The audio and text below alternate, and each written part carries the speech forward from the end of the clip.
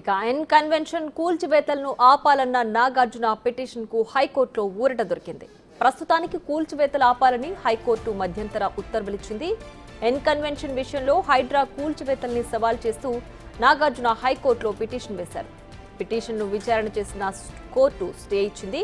తాము చట్టబద్ధంగా నిర్మాణం చేశామని, ఎలాంటి ఉల్లంఘనలు లేవని నాగార్జున తన పిటిషన్లో తెలిపారు. దీంతో సింగిల్ బెంచ్ మధ్యంతర ఉత్తర్వులిచ్చింది.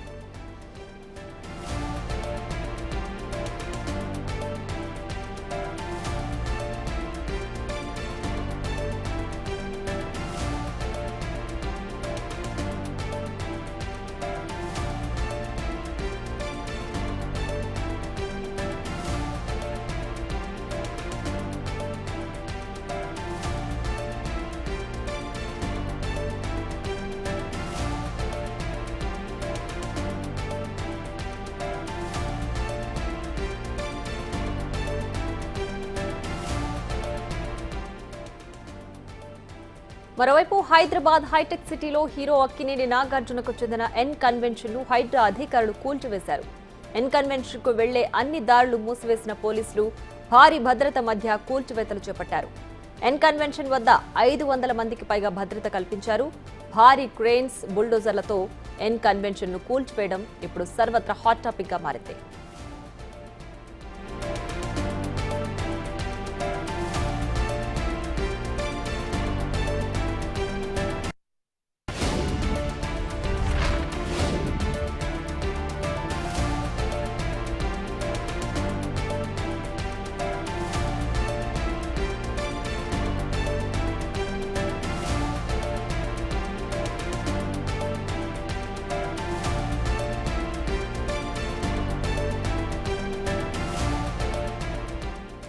తమ్మిడికుంట చెరువులో 3 ఎకరాల 30 కుంటలను ఆక్రమించి ఎన్ కన్వెన్షన్ నిర్మించారని పలువురు హైడ్రాకు ఫిర్యాదు చేశారు. ఎఫ్టీఎల్ పరిధిలో నిర్మించిన ఎన్ కన్వెన్షన్ ను తక్షణం కూల్చివేయాలని జనం కోసం అనే సంస్థ హైడ్రా కమిషనర్ ఏవి రంగనాథ్ కు ఫిర్యాదు చేసింది.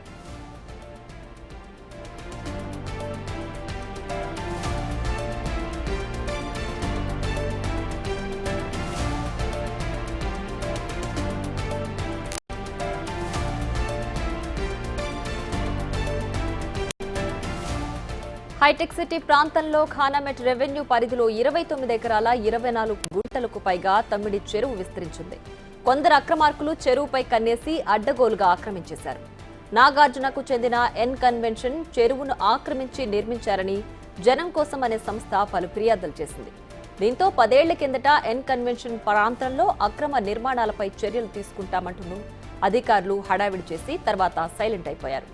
ఎన్ కన్వెన్షన్ పై చర్యలు తీసుకోకపోవడానికి గత ప్రభుత్వ పెద్దలే కారణమనే చర్చ కూడా జరుగుతోంది. తెలంగాణ సీఎంగా కేసీఆర్ ఉన్న సమయంలో ఎన్ కన్వెన్షన్ ను కూల్చివేస్తారని అనుకున్నారు. ఏం జరిగిందో తెలియదు కానీ అక్కడి దాకా వెళ్లిన బుల్డోజర్లు మళ్లీ వెనుదిరిగి వెళ్లాయి. అప్పటి నుంచి ఇప్పటి వరకు ఏ ప్రభుత్వ అధికారి దాని జోలికి పోకపోవడం ఎన్నో విమర్శలకు దారితీసింది.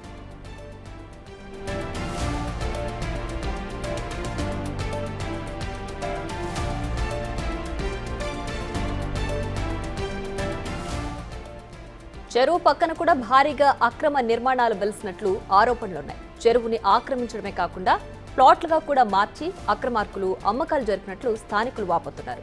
ఈ క్రమంలో హైడ్రా అధికారులు రంగంలోకి దిగి నాగార్జున లాంటి బడా హీరో ప్రాపర్టీ పైన కూడా చర్యలు తీసుకోవడం చర్చనీయాంశంగా మారింది.